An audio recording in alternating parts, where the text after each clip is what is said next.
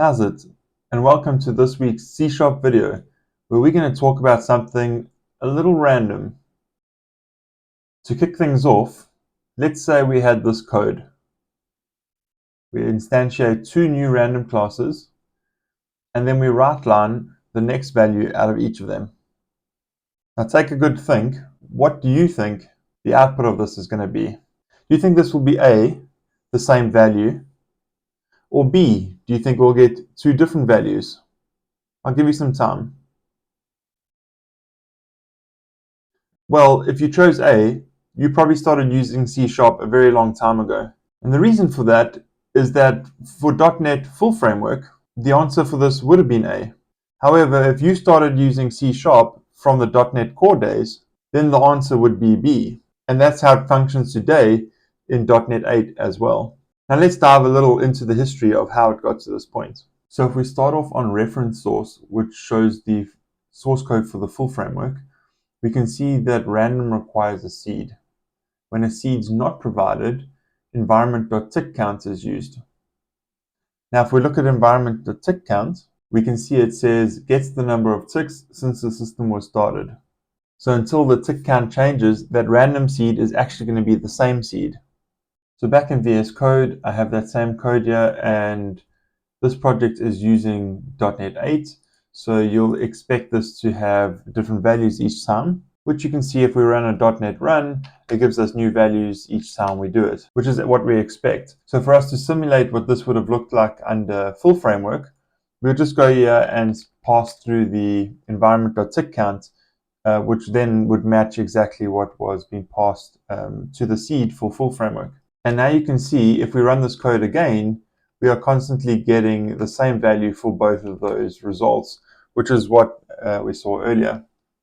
So as I mentioned, while that tick count's the same, that seed's going to be the same and you can get the same value. So to simulate that, I'm going to have this while true loop and we'll just see how many values we sort of get, like if this is the only code that's running, before we get a different value out of the next statement. And if you look in the comments for .NET Core, it's got a little bit more context there. So in this case, it tells you that a tick count is the number of milliseconds elapsed since the system started, which is useful information if you didn't know, because then you know how long that random number is going to be the same for. So I'm just going to kick this off, and then as soon as it starts, I'm going to stop it because it's obviously going to go a little bit crazy. Okay, so we can see here from the last couple that were generated, we've got two new numbers, and then we got quite a lot of the same numbers. So I am busy scrolling here at the moment. And you scroll for quite a while before you get a different number. See the scroll wheel's moving, and there. So that's quite a bunch. So besides newing up objects that we don't really need to, it's for that reason that we used to always use random this way.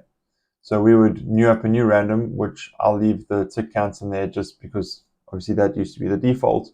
And then I'll go and run this code again.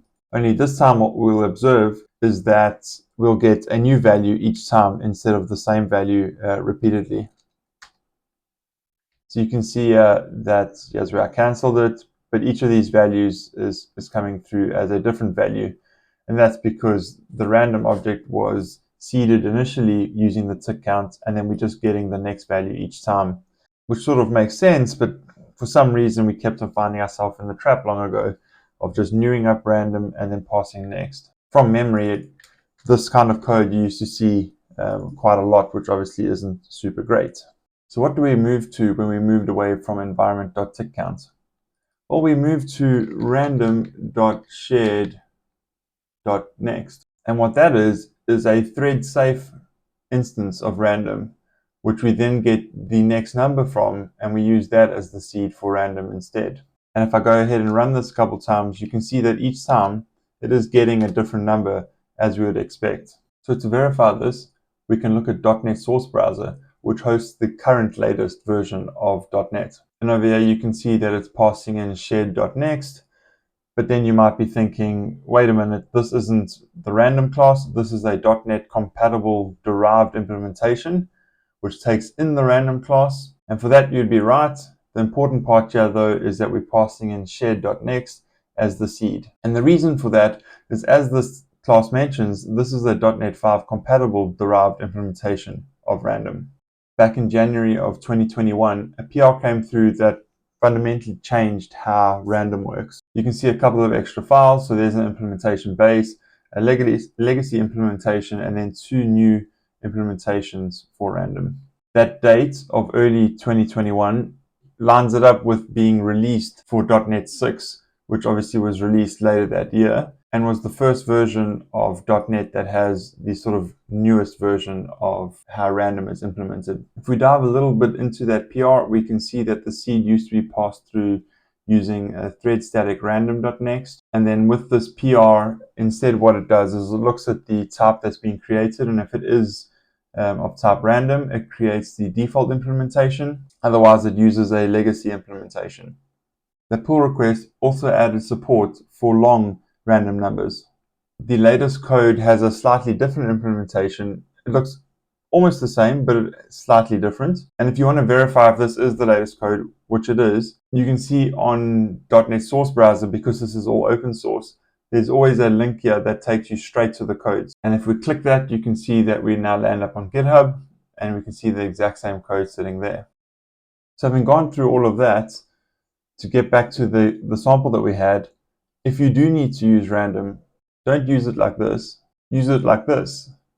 Because remember, that shared random is a thread-safe random that you can access anywhere, and then you don't need to create an instance of random yourself, because every byte counts. And remember, if for some reason you find yourself doing cryptography, random isn't that random, and you should be using the random number generator instead, which on the surface looks like it gives the same type of results.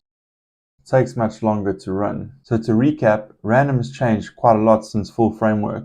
Quite importantly, the seed value has changed. But that in itself doesn't really matter, because you should be using random.shared. And then lastly, if you're doing cryptography, remember to use the random number generator. So that's all I've got for you today. If you did like this video, remember to like, subscribe, and share it with your friends. Comment down below if there's anything interesting or random that you want to share. And until next time, cheers.